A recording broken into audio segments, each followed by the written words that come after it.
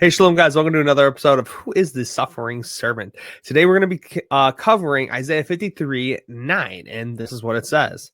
He was assigned a grave with the wicked and with the rich in his death, though he had done no violence, nor was any deceit in his mouth.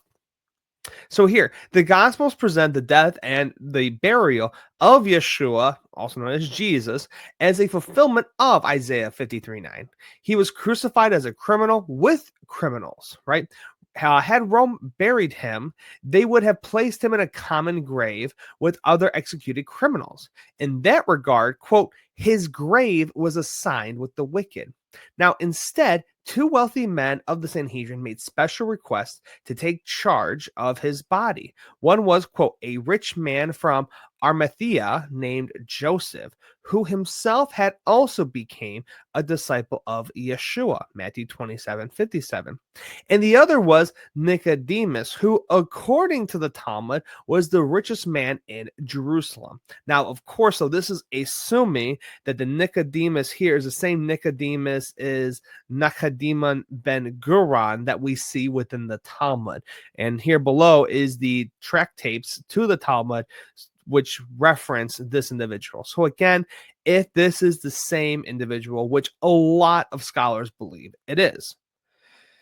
So they lavishly prepared his body for burial, wrapping him in fine linen, about 100 pounds of myrrh and alloy. Then they laid him in the tomb of Joseph Arimathea, a new tomb which no one had yet been laid. John 19:41. Thus, he was a rich man in his death.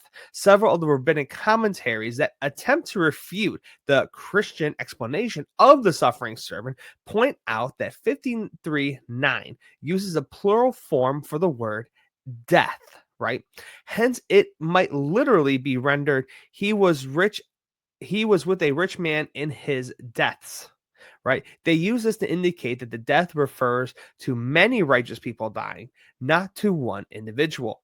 There is no difficulty here, though. There is no reason why the plural form should not mean the state of death, as Chaim, which is also plural, means the state of life. Now, in any case, the Septuagint, the Targums, and the early interpretations rendered it in the singular form. Isaiah says that the suffering servant did no violence, nor did he utter deceit. Now, our master offered no resistance to his oppressors, and he taught against violence. The suffering servant spoke no deceit with his mouth. Our master alluded to this passage when he laid eyes on the disciple Nathanael and declared, behold, an Israelite indeed, in whom there is no deceit. John 1:47.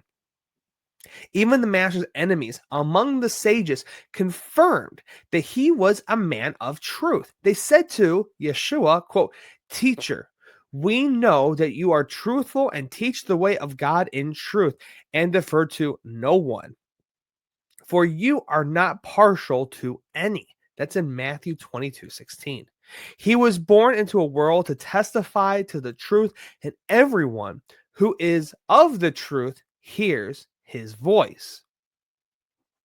Now, the Hebrew word translated as violence is chamas, or open, a word which the rabbis often translate as robbery. The prophet wants to convey that the suffering which the Messiah endured was not for any sin of his own.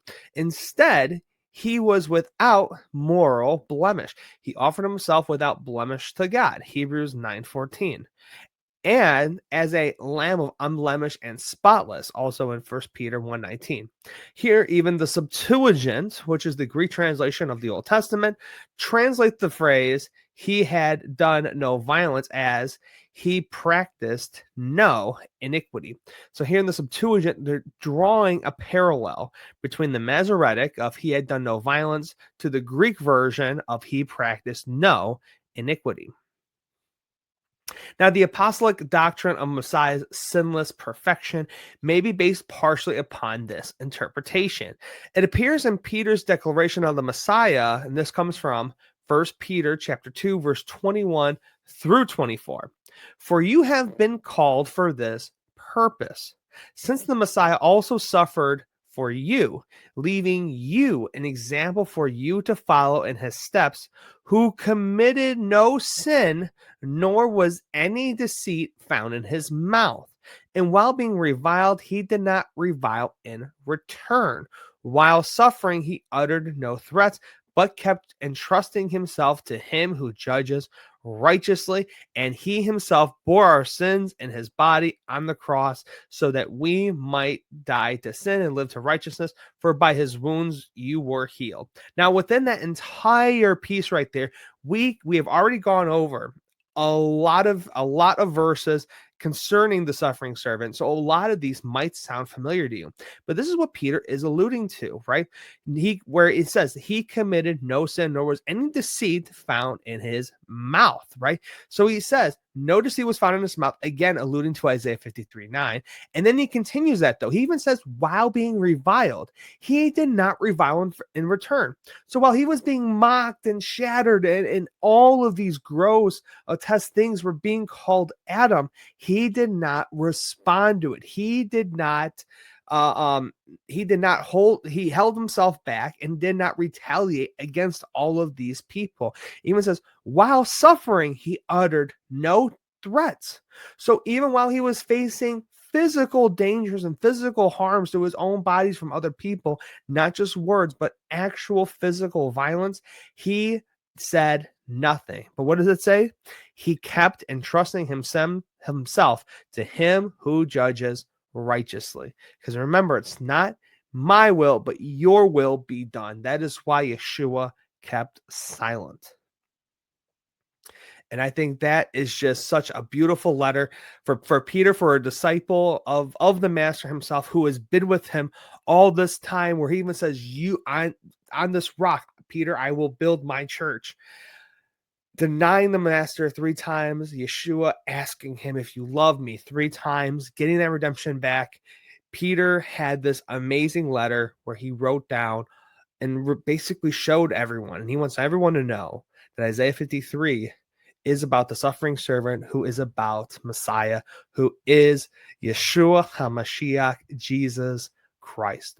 Please like, share, subscribe if you're enjoying this series, and I will see you guys in the next one. Shalom.